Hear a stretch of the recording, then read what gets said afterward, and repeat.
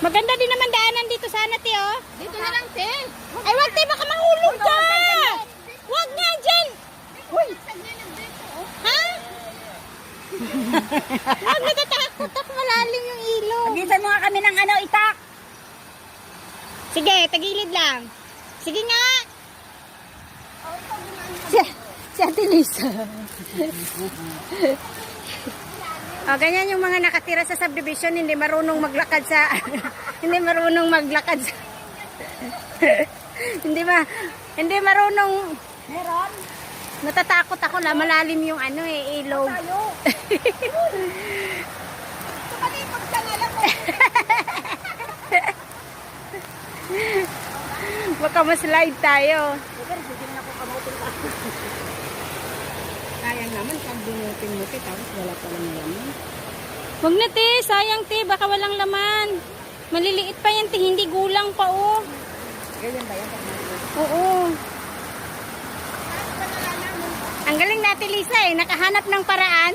Ang kati-kati na kaya ng ano ko, te, paa. Ate Lisa, mauna ka doon. Titingnan kita. Nasisira yung gilid, eh. Reko? Yan ba yun?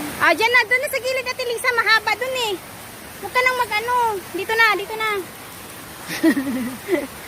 Ayun na, may okra pa dito. Ayan o, hinawakan mo. Yan. Ay, mga kumuha ng okra. Yan nga, naano ko nga, baka meron eh. Ate Lisa, dito ka ba? Huwag kang dumaan dyan. Dito, Diyos ko. Ayokong dumaan dyan. Natatakot ako. Mamaya, mas-slide pa tayo. At ay tumalamang tumirin ko. Sige, bunot eh. Bunot eh, hindi ko mabunot eh. Hiya! Matigas man to. Uy, kailangan to ng itakti. Ayan, meron yan. Saan ba yung ganito na dito? Basta pwede yan. Meron to, kaya nga mabigat yan kasi meron naman yan. Kasi may laman na sa ilalim? Oo, alam tayo itak dito. Ito, te. Wala, sayang naman ang gunting mo. Huwag nang, te, pang... Ano yan, matigas yan. Kunti lang makukuha natin yan, te. Baka sayang. Hindi makain lahat. Malaking puno, baka meron. Hindi meron yan. Sigurado ka, baka wala. Diyos ko, kaya naman kumuha sila ito kahapon, ang dami.